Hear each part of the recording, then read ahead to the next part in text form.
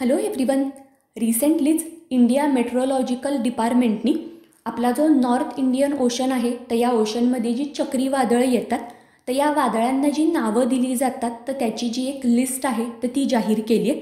आपल्या आजच्या लेक्चरमध्ये याच लिस्टबद्दल आपण अगदी व्यवस्थितपणे इन्फॉर्मेशन बघू आणि सोबतच 2019मध्ये जी महत्त्वाची वादळं या रिजनमध्ये येऊन गेली तर त्याच्याबद्दलसुद्धा काही इम्पॉर्टंट पॉईंट आपण डिस्कस करणार आहे. ठीक आहे. तुम्हा सर्वांचं विजन गव्हर्नमेंट जॉब या आपल्या एज्युकेशनल चॅनेलवरती मी मृणाल अगदी मनापासून स्वागत करते.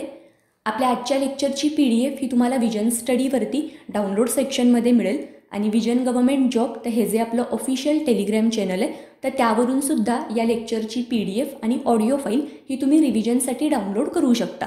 आणि तुम्हाला सर्वांनाच माहिती आहे की आपलं विजन स्टडीचं ॲप हे आता लॉन्च झालं आहे. गुगल प्ले स्टोअरवरून तुम्ही ते डाउनलोड करू शकता. ॲपच्या माध्यमातून भरपूर स्टडी मटेरियल हे तुम्हाला घरी बसल्या मिळेल. प्रत्येक विषयाच्या ज्या PDF नोट्स आहेत तर त्या तुम्हाला तिथे अवेलेबल होतील आणि तुम्ही जो अभ्यास करताय तर त्याच्यावरती डेली प्रॅक्टिस टेस्ट तुम्ही सॉल्व्ह करू शकता. ठीक आहे. आणि ज्या विद्यार्थ्यांना विजन स्टडीच्या पेड कोर्समध्ये ॲडमिशन घ्यायचं आहे तर अशांसाठी संयुक्त गट ब त्याचप्रमाणे विषयानुसार कोर्स आणि आपली जी क्वेश्चन आन्सर रिव्हिजन बॅच आहे तर त्याचे ॲडमिशन ओपन आहेत. जी आपली राज्यसेवेची बॅच होती तर त्याचे ॲडमिशन आता क्लोज झालेत, पण लवकरच एक नवीन बॅच सुरू करण्यात येईल आणि ती बॅच अशा विद्यार्थ्यांसाठी असणार आहे की जे पहिल्यांदाच प्रिपेअर करत आहेत. तर लवकरच या बॅचबद्दलसुद्धा जे इम्पॉर्टंट अपडेट्स आहेत तर ते तुमच्यापर्यंत पोहोचवले जातील. ठीक आहे. आणि आत्ता इतर जे कोर्स अवेलेबल आहेत तर त्याच्यामध्ये जर तुम्ही ॲडमिशन घ्यायला इंटरेस्टेड असाल तर लवकरात लवकर आपला प्रवेश निश्चित करा. ठीक आहे. आता तुमचा अजून वेळ घेत नाही, आपण लगेच आपल्या आजच्या लेक्चरला सुरुवात करू. जसं मी तुम्हाला म्हटलं की इंडिया मेट्रोलॉजिकल डिपार्टमेंट की ज्यालाच आपण भारतीय हवामानशास्त्र विभाग म्हणतो तर त्यांनी आपला जो नॉर्थ इंडियन ओशन आहे मग त्याच्यामध्ये आपला बंगालचा उपसागर आणि हिंदी महासागर तर यासोबतच उत्तर हिंदी महासागरामध्ये जी वेगवेगळी चक्रीवादळं येतात तर या वादळांना वेगवेगळ्या देशांकडून नावं दिली जातात. तर या नावांची जी एक लिस्ट आहे तर ती जाहीर केलेली आहे.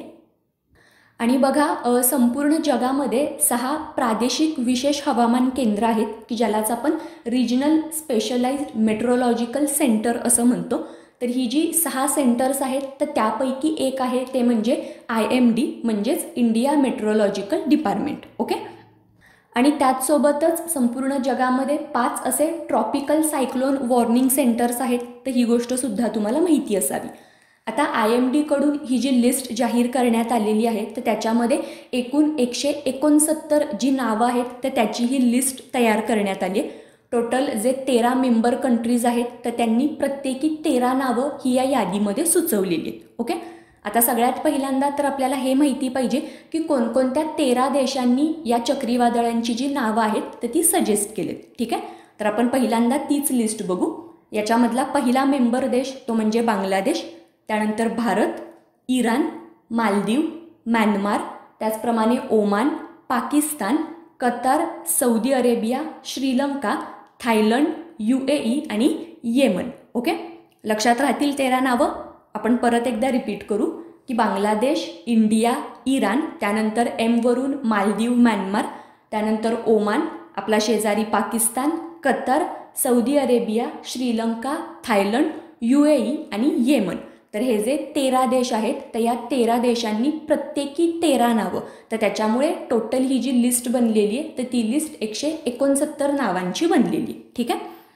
2018मध्ये वर्ल्ड मेट्रोलॉजिकल ऑर्गनायझेशनची 45वी जी बैठक ओमान या देशामध्ये भरलेली होती तर त्यावेळेला ही जी नवीन लिस्ट आहे तर ती सादर करण्याबाबतचा जो डिसिजन आहे तर तो झालेला होता आणि आता फायनली ही जी नावांची फायनल लिस्ट आहे तर ती आपल्यासमोर आलेली आहे. ओके. आता चक्रीवादळांना ही जी नावं दिली जातात तर ही नावं देताना सुद्धा काही जे रूल्स रेग्युलेशन्स आहेत तर ते फॉलो केले जातात. जसं की name should be neutral to culture, politics, gender and regional benefits. म्हणजेच आपलं संस्कृती त्याचप्रमाणे राजकारण, धर्म तर याच्यापासून ते जे नाव असेल तर ते न्यूट्रल असावं. त्याचसोबतच जगामध्ये कोणताही जो आपला मनुष्य समूह आहे तर त्याच्या भावना यातून दुखावल्या जाणार नाहीत तर याची काळजी प्रत्येक देशाने घ्यावी की आपण जी नावं सजेस्ट करतो तर त्याच्यामुळे कुणाच्याही भावना दुखावल्या जाणार नाहीत. ठीक आहे. आणि तिसरा महत्त्वाचा पॉईंट तो म्हणजे की नावं ही छोटी असावीत आणि मुख्य म्हणजे उच्चारायला इझी असावीत. ओके, जवळपास जे 8 कॅरेक्टर्सचं लिमिट आहे तर ते इथे देण्यात आलं आहे की एकदम भलं मोठं नाव या चक्रीवादळांना नसावं. ठीक आहे, तर ही नावं देताना हे जे काही रूल्स आहेत तर ते सगळ्या देशांकडून फॉलो केले जातात. आता जसं आपण मगाशी बघितलं की टोटल 13 देशांनी प्रत्येकी 13 जी नावं आहेत तर ती सजेस्ट केलेत. आता ही सगळीच्या सगळी नावं आपण लक्षात ठेवायची आहेत का, तर नाही, तेवढी आपल्या लक्षात पण राहणार नाहीत. पण भारताने जी 13 नावं सुचवलेली आहेत तर ती 13 नावं आपल्यासाठी खूप महत्त्वाची आहेत. ओके, तर आता ही 13 नावं कोणती आहेत तर तेच आपण बघूया. तर या लिस्टमध्ये भारताने सुचवलेली 13 नावं, त्यापैकी पहिलं ते म्हणजे गती, त्यानंतर तेज, पुढचं नाव मुरासू, त्यानंतर आग, व्योम, झर, त्याचप्रमाणे प्रोबाहो, नीर, प्रभंजन, घुर्णी, अंबुज, जलधी आणि वेग. ओके, तर ही जी 13 नावं आहेत तर ही 13 नावं भारताने सुचवलेली आहेत. ओके, ही 13च्या 13 नावं तुम्हाला तोंडपाठ असली पाहिजेत. ओके, आता ही जी सगळी चक्रीवादळं आहेत तर त्यांना आपण ही जी नावं देतोय तर त्याचा फायदा काय होत असेल, तर हा सुद्धा प्रश्न आपल्यासमोर पडत असेल. आता चक्रीवादळांना नावं दिल्याचा पहिला जो महत्त्वाचा फायदा होतो तो म्हणजे की जर आपण प्रत्येक वादळाला वेगवेगळी नावं दिली तर आपण प्रत्येक वादळाला प्रॉपरली आयडेंटिफाय करू शकतो. ठीक आहे, तसंच प्रत्येक रिजनमध्ये जे लोक आहेत तर त्या लोकांना भविष्यामध्ये जी वादळं येणार आहेत तर त्याच्याबद्दल अवेअरनेस त्यांना सांगण्यासाठी तर त्याच्यासाठी म्हणून सुद्धा त्याचा वापर होईल. आणि जर इनकेस एखाद्या रिजनमध्ये एकाच वेळेला एकापेक्षा जास्त जर वादळं आली आणि नंतर जर आपल्याला त्याचा अभ्यास करायचा असेल तर आपण जर त्याला आधीपासूनच वेगवेगळी नावं दिली असतील तर मग पुढे जाऊन आपल्याला कोणतंही कन्फ्युजन होणार नाही. ठीक आहे, तर त्यामुळेच ही जी सगळी चक्रीवादळं आहेत तर त्याला आपण अशी वेगवेगळी नावं देतो. आता हे जे ट्रॉपिकल सायक्लोन्स आहेत तर त्याची काही वैशिष्ट्यसुद्धा आहेत तर तीसुद्धा तुम्हाला माहिती असावीत, जसं की लो ॲटमॉस्फेरिक प्रेशर, हाय विंड आणि हेवी रेनफॉल, तर ही ट्रॉपिकल सायक्लोनची वैशिष्ट्य आहेत. आणि ही जी सगळी वादळं आहेत तर त्यांना वेगवेगळ्या रिजनमध्ये वेगवेगळी नावं आहेत. जसं की आपण जर नॉर्थ अटलांटिक आणि ईस्टर्न पॅसिफिक रिजनचा विचार केला तर त्या ठिकाणी वादळांना हरिकेन असं म्हटलं जातं. तेच जर आपण साऊथ ईस्ट एशिया आणि चायना तर हा जर रिजन विचारात घेतला तर तिथे या वादळांना टायफून असं म्हटलं जातं. आणि ट्रॉपिकल सायक्लोन तर हे नाव कुठे आहे तर साऊथ वेस्ट पॅसिफिक आणि जो आपला इंडियन ओशनचा रिजन आहे तर त्या ठिकाणी याला ट्रॉपिकल सायक्लोन असं म्हटलं जातं. ठीक आहे, तर हरिकेन, टायफून आणि ट्रॉपिकल सायक्लोन तर हे सेम वादळांनाच म्हटलं जातं, फक्त वेगवेगळ्या रिजनमध्ये वादळांना या वेगवेगळ्या नावाने आपण कन्सिडर करतो. ओके, तर हे सगळे पॉईंट तुम्हाला व्यवस्थित समजले असतील. आता 2019मध्ये आपल्या रिजनमध्ये जी सगळी महत्त्वाची वादळं येऊन गेली तर त्याच्याबद्दल आपण शॉर्टमध्ये इन्फॉर्मेशन बघू. ऑलरेडी त्याच्याबद्दल बरीच इन्फॉर्मेशन तुम्हाला माहितीसुद्धा असेल. 2019मध्ये जे एक महत्त्वाचं वादळ आलेलं होतं ते म्हणजे बुलबुल. आता हे जे वादळ होतं तर त्याच्यामुळे भारतामध्ये आंध्र प्रदेश त्याचप्रमाणे ओडिशा तर ही जी 2 आपली राज्य आहेत तर ती मोठ्या प्रमाणावरती अफेक्ट झालेली. आणि बुलबुल तर हे जे नाव आहे तर ते पाकिस्तान या देशाने सजेस्ट केलेलं. त्याचप्रमाणे अरबी समुद्रामध्ये जे वादळ निर्माण झालं तर ते म्हणजे वायू, की ज्याच्यामुळे गुजरात राज्याला मोठ्या प्रमाणावरती नुकसान झालं. तर वायू हे नाव ऐकल्याबरोबरच आपल्याला हे गोष्ट समजते की हे जे नाव आहे तर ते भारताने सजेस्ट केलेलं असणार आहे. ठीक आहे, तर बुलबुल हे नाव पाकिस्तानने दिलं आहे आणि वायू हे नाव इंडियाकडून सजेस्ट करण्यात आलं. ठीक आहे, त्याचप्रमाणे क्यार आणि महा तर ही जी 2 वादळं आहेत तर तीसुद्धा 2019मध्ये येऊन गेली, की ज्याच्यामुळे आपल्या कर्नाटकमध्ये त्याचप्रमाणे महाराष्ट्र आणि गुजरात तर या 3 राज्यांमध्ये जो अनसिझनल पाऊस आहे तर तो आपल्याला बघायला मिळाला. आणि ह्याच्यामध्ये जे क्यार हे वादळ आहे तर ते जे नाव आहे तर ते म्यानमार या देशाने दिलेलं होतं. तसंच फानी वादळाबद्दल तर तुम्ही सगळ्यांनीच ऐकलं असणार आहे, की ज्याच्यामुळे ओडिशा आणि बंगाल आणि आंध्र प्रदेश तर या राज्यांना मोठ्या प्रमाणामध्ये नुकसान झालं. आणि हे जे फानी नाव आहे तर ते बांगलादेशने सजेस्ट केलेलं होतं. आणि त्याचप्रमाणे 2019मध्येच मालदीव या देशाने जे नाव दिलेलं होतं हिक्का तर ते वादळसुद्धा आलेलं होतं, की ज्याच्यामुळे गुजरातला त्याचा अफेक्ट झाला.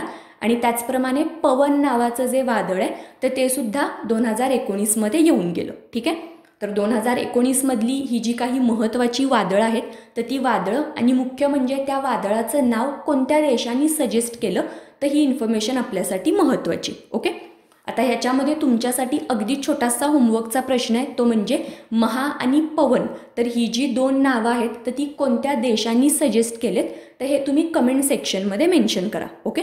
बाकी सगळ्या वादळांची जी नावं आहेत तर ती कुठल्या देशांनी सजेस्ट केलेत तर हे मी तुम्हाला सांगितलेलंच आहे. फक्त आता हे जे छोटंसं टास्क आहे तर ते तुम्ही करायचं आहे. तर या चक्रीवादळांच्या नावाची ही जी नवीन लिस्ट जाहीर करण्यात आली आहे तर त्याच्याबद्दल हे सगळे पॉईंट तुम्हाला व्यवस्थित समजले असतील. आणि लेक्चरच्या शेवटी अजून एक इन्फॉर्मेशन तुम्हाला सांगते की आपलं जे मिनिस्ट्री ऑफ अर्थ सायन्स आहे तर त्यांच्या अंतर्गत इंडिया मेट्रोलॉजिकल जे डिपार्टमेंट आहे तर ते काम करतं, की ज्याचं जे हेडक्वार्टर आहे तर ते नवी दिल्लीला आहे आणि त्याची स्थापना 1875मध्ये झालेली. ठीक आहे. तर ही इन्फॉर्मेशनसुद्धा तुम्ही लक्षात ठेवू शकता. ओके. तर या लेक्चरमध्ये आपण ही जी सगळी इन्फॉर्मेशन बघितली तर ती तुम्हाला व्यवस्थित समजली असेल. आपल्या आजच्या लेक्चरमध्ये आपण इथेच थांबतोय. लेक्चर कसं वाटलं हे नक्कीच कमेंट सेक्शनमध्ये मेन्शन करा.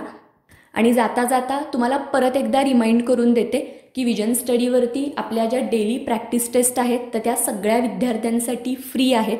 तुम्ही रोजच्या ज्या आपल्या चालू घडामोडी आहेत तर त्यावरती आधारित ज्या डेली प्रॅक्टिस टेस्ट आहेत तर त्या तुम्ही सॉल्व्ह करा. आणि त्याचप्रमाणे विनिंग वेनसडे आणि स्टनिंग सॅटरडे, तर या दिवशी आपण ज्या विषयानुसार टेस्ट घेतो तर त्याचासुद्धा भरपूर फायदा तुम्ही अभ्यासामध्ये करून घ्या. आणि हा मेसेज तुमच्या इतर मित्रमैत्रिणींपर्यंतसुद्धा स्प्रेड करा की तुम्हाला फक्त विजन स्टडीवरती आपलं अकाउंट ओपन करायचं आहे आणि त्यानंतर या सगळ्या टेस्ट तुम्ही घरी बसल्या सॉल्व्ह करू शकता. ठीक आहे. आणि जसं मी लेक्चरच्या सुरुवातीला तुम्हाला म्हटलं की तुम्हाला जर विजन स्टडीच्या पेड कोर्समध्ये ॲडमिशन घ्यायचं असेल तर सध्या संयुक्त गट ब, त्याचप्रमाणे जे आपले विषयानुसारचे कोर्स आहेत आणि क्वेश्चन आन्सर रिव्हिजन बॅच तर त्याचे ॲडमिशन ओपन आहेत. तर जर तुम्ही इंटरेस्टेड असाल तर नक्कीच तुम्हाला हव्या असलेल्या कोर्समध्ये ॲडमिशन घ्या. फक्त राज्यसेवा ई क्लास जो आहे तर त्याचे ॲडमिशन क्लोज झालेत. नवीन बॅचचे ॲडमिशन लवकरच सुरू होतील आणि त्याच्याबद्दलचे जे अपडेट्स आहेत तर ते तुम्हाला इथून पुढच्या लेक्चरमध्ये देण्यात येतील. ठीक आहे. तर आता आपण पुढच्या लेक्चरमध्ये भेटू. तोपर्यंत छान पद्धतीने अभ्यास करा आणि मुख्य म्हणजे घरात राहून अभ्यास करा. ओके. थँक्यू. आता visionstudy.in मुळे अगदी माफक दरात MPSCचा अभ्यास करणे शक्य झाले आहे. मी ॲडमिशन घेतले, तुम्हीही घ्या. अधिक माहितीसाठी visionstudy.in च्या संकेतस्थळावर भेट द्या. Please visit visionstudy.in.